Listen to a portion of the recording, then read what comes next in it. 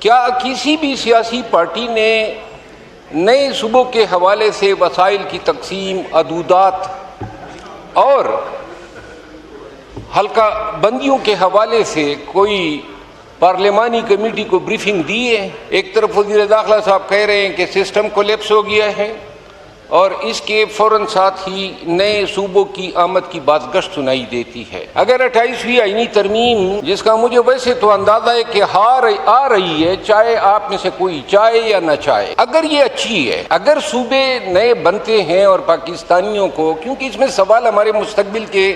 بچوں کا ہے، جو پاکستان ہم نے ان کو سونپنا ہے، ہم نے یہ دیکھنا ہے کہ آج یہ جو اتنا بڑا تاریخ ساز فیصلہ ہوگا، اس حوالے سے اس ایوان کا کوئی عملی کردار ہوگا۔ میں اس معزز ایوان کے سامنے ایک سوال رکھتا ہوں کہ آیا یہ ایوان جو ہیں، محترم ایوان، کیا یہ ایک مائک، یہ قالین، یہ سرخ کرسیاں ہیں، اس کو ایوان کہتے ہیں، یا اس ایوان میں موجود ہر ممبر اسمبلی کہ اس رائے جس میں وہ آزادانہ طور پر ہاں یا نہیں کہہ سکتا ہے، وہ ایوان کہلاتا ہے؟ ایسا کیوں ہو رہا ہے بار بار جب سے یہ ایوان بنا ہے کہ یہاں جو فیصلے ہوتے ہیں ان کا پتہ ہمیں یہاں کے بجائے باہر سے پتہ لگ جاتا ہے، اور یہاں ان فیصلوں پہ مہر تصدیق ہو جاتی ہے؟ کیا ہم صرف مہر تصدیق کرنے والے ہیں؟ کیا اس پورے ایوان میں جتنی پارٹیاں بیٹھی ہے، کیا کسی ایک پارٹی نے 28ویں آئینی ترمیم میں نئے صوبوں کے قیام کے حوالے سے کوئی خاکہ پیش کیا ہے؟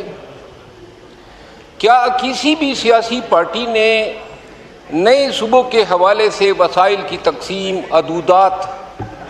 اور حلقہ بندیوں کے حوالے سے کوئی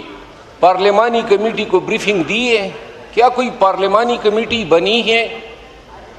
ایک طرف وزیر داخلہ صاحب کہہ رہے ہیں کہ سسٹم کولیپس ہو گیا ہے، اور اس کے فوراً ساتھ ہی نئے صوبوں کی آمد کی بازگشت سنائی دیتی ہے۔ اگر 28ویں آئینی ترمیم، جس کا مجھے ویسے تو اندازہ ہے کہ آ رہی ہے، چاہے آپ میں سے کوئی چاہے یا نہ چاہے،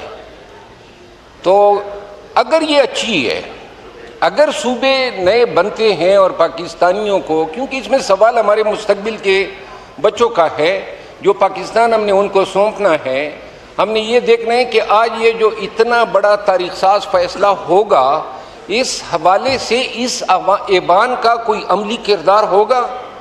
تو میری وزیر پارلیمانی امور تشریف فرما ہیں، کیا یہ وضاحت فرمائیں گے کہ آیا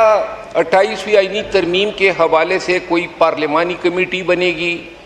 کوئی ڈیبیٹ ہوگا، کوئی بحث ہوگا، اور اس پہ عمل درآمد کے لیے کیا اس پارلیمان میں کوئی ایسی بات ہو سکتی ہے جس میں ہم بتا سکیں کہ جتنے زیادہ یونٹ بنیں گے اتنے ہی فوائد ہیں، لوگوں کو اپنی دہلیز پہ جو ہیں سروسز فراہم ہوگی، لوگوں کو اپنی دہلیز پہ انصاف فراہم ہوگا، یہ ساری چیزوں سے قوم کو بھی آگاہ کرنا ہے؟ تو کیا اگر ایسا کوئی 28ویں آئینی ترمیم میں ان چیزوں کی آمد ہے، تو اس کے لیے کیا بہتر نہ ہوگا کہ ایک قومی مذاکرہ شروع ہو، کوئی ڈیبیٹ شروع ہو، تاکہ فیصلے پہ مہر لگانے سے پہلے ہم جان چکے ہوں کہ اس کے یہ نتائج ہو سکتے ہیں؟